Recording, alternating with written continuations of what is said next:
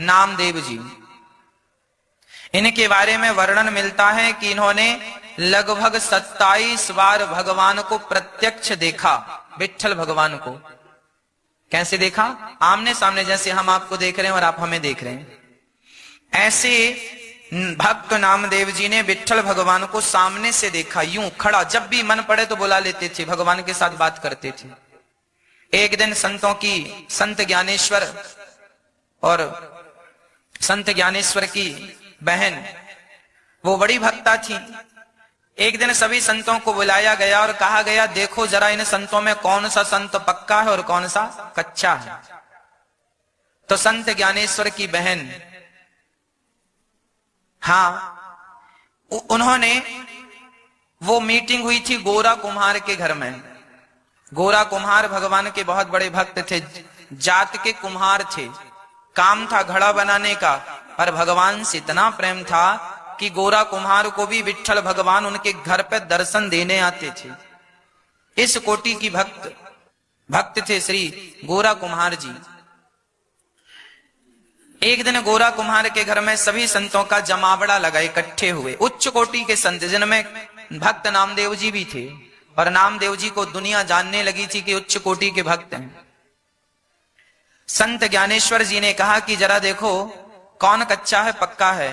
तो कुम्हार के घर में वो घड़ा चेक करने वाला वो होता है, थापी उठाई और उसने सारे संतों की पीठ में मारना शुरू किया। सारे संत तो चुप रहे, पर जब नामदेव जी की थापी पड़ी पीठ में तो नामदेव जी आग बबूला हो गए। क्यों? क्या तुम्हें संदेह है हमारी भक्ति में? अरे हमने 27 बार भगवान का दर्शन किया है, सारी दुनिया जानती है, पर तुम थापी मार रही हो पीठ में। संत ज्ञानेश्वर ने कहा, बताओ बहन, ये दोनों भाई बहन बड़े भगत थे। ज्ञानेश्वर जी की बहन, बताओ कौन सा भक्त पक्का है और कौन सा कच्चा है। तो उनने कह दिया कि सुनो, सारे तो पक्के हैं पर ये नामदेव जरा कच्चा है। अब नामदेव जी को भरी समाज में ये कहा गया कि अभी ये सच्चा भगत नहीं है, ये अभी कच्चा है, जरा सा कच्चा है। अब तो नामदेव जी को बड़ी गुस्सा आई और उन्हें लगा कि हमारी बेइज्जती हो गई, बदनामी कर दी सबके सामने, मोहर लगा दी कि ये तो भक्त है ही नहीं। अब नामदेव जी तो बड़े रोए और रोते रोते सीधे पंढरपुर विट्ठल नाथ जी के चरणों में गए और विट्ठल नाथ जी से कहा, प्रभु अब स्थान दो, मैं जीना नहीं चाहता, मैं मरना चाहता हूं। क्यों? तुरंत भगवान प्रकट हो गए। 28वीं बार, 27 बार आ चुके थे, 28वीं बार आए। बोलो नामदेव क्या हुआ, तुम रोते क्यों हो? आपने क्या देखा नहीं, सबके बीच में वो ज्ञानेश्वर की बहन, ज्ञानेश्वर जी की बहन ने मेरा अपमान कर दिया, कह दिया कि तुम कच्चे हो। बताओ क्या मैं कच्चा हूं? भगवान विट्ठल नाथ जी ने कहा, नामदेव बुरा ना मानो, तुमने मेरा 27 बार दर्शन किया है और आगे भी तुम 50 बार दर्शन कर लो, जब बुलाओगे मैं खड़ा हो जाऊंगा, मैं आने को तैयार हूं। पर उसने गलत नहीं कहा, तुम अभी सचमुच कच्चे हो। अब तो जमीन खिसक गई पांव तले। अरे जिस आदमी को आप मिल गए हैं प्रत्यक्ष रूप में, वो आपको पाने के बाद भी कच्चा रह सकता है क्या? तब कहा भगवान विट्ठल नाथ जी ने, देखो नामदेव, तुमने अभी तक किसी गुरु की शरण ग्रहण नहीं की, तुमने अभी तक गुरु नहीं बनाए, तुमने डायरेक्ट भक्ति करके मुझे तो पा लिया, पर मुझे पाया है तुमने बिना गुरु के।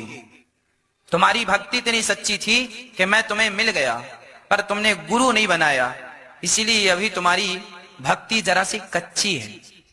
वो कब पकेगी प्रभु? जब तुम्हारे जीवन में कोई गुरु मिलेगा। तब नामदेव जी ने पूछ लिया कि आप ही बताओ कि मेरे लिए ठीक गुरु कौन है। कहा कि पास में ही जंगलों में एक संत पड़े हुए हैं, नाम है खेचर। अब वहां से नामदेव जी चले, विट्ठल विट्ठल विट्ठल विट्ठल विट्ठल विट्ठल विट्ठल जपते जपते गए तो जंगल में एक शंकर जी का छोटा सा मंदिर था। तो वहां पर एक खेचर संत पड़े थे, नाम था खेचर दास पड़े थे। वो खेचर दास जी जो थे ना, वो शंकर जी के ऊपर पांव रख के सो रहे थे, शिवलिंग पर पांव था और सो रहे थे। अब ज्ञान नामदेव जी ने देखा, हे भगवान, ये तो एक नंबर का मूर्ख है, शंकर जी के ऊपर तो पांव रखा है और ये हमें क्या ज्ञान देगा, ये तो खुद मूर्ख है।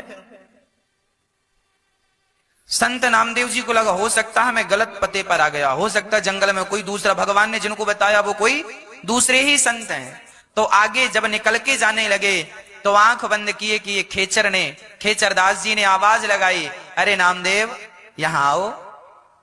अब नामदेव जी दंग रह गए, अरे इनको मेरा नाम कैसे पता?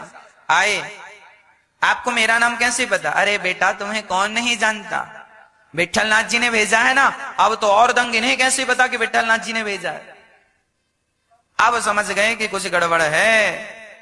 तुरंत हाथ जोड़कर प्रश्न किया नामदेव जी ने, प्रभु आप इतने सर्वज्ञ हैं, ज्ञानी हैं, भक्त हैं, तो शंकर जी के ऊपर पांव रख के क्यों सो रहे हैं? ये तो अपराध है ना, कोई भक्त भगवान के ऊपर पांव रखे तो अपराध है।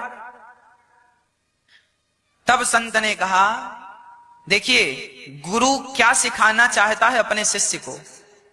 नामदेव जी तो पके हुए थे, जरा सी कसर थी, है ना। तो संत ने कह दिया, अच्छा नामदेव एक काम करो, शंकर जी जहां नहीं है वहां मेरे पांव उठा के रख दो। तो नामदेव जी ने बोले मैं बुढ़ा हो गया हूं, हाथ पांव हिलते नहीं है, जरा तू ही उठा के रख दे। पांव उठाया और पांव दूसरी जगह रखा, वहां से शंकर जी प्रकट हो गए। फिर घुमाया पांव खेचर जी के, तीसरी जगह नामदेव जी ने रखा, वहां से शंकर जी। तब खेचरदास जी ने कहा, बेटा नामदेव तुम्हें यही समझाने के लिए विट्ठल जी ने मेरे पास भेजा है। तुम केवल विट्ठल जी का दर्शन केवल विट्ठल जी के मंदिर में करते हो, यही तुम्हारा कच्चापन है। तो फिर पकापन क्या है, कैसे पकेंगे? बोले जिस विट्ठल का दर्शन तुम विट्ठल जी के मंदिर में करते हो, उसी विट्ठल का दर्शन सब में करना स्टार्ट कर दो। सब में ईश्वर है, यह दृष्टिकोण बना लो, फिर देखो तुम पक जाओगे।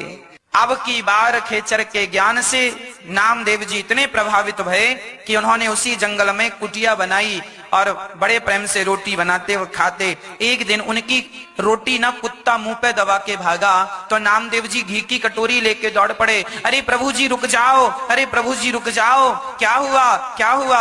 अरे बोले कुत्ते के पीछे दौड़ पड़े नामदेव जी, सूखी रोटी ना खाओ, आपने घी दिया है, घी तो चुपड़ लो। लोगों ने कहा ये कुत्ता है और तुम क्या कह रहे हो? नामदेव जी ने कहा तुम कुत्ता समझ रहे हो, और ये कुत्ता नहीं, इस जीव में मेरे विट्ठल नाथ हैं, हर जगह मेरे विट्ठल, ये विट्ठल भगवान है।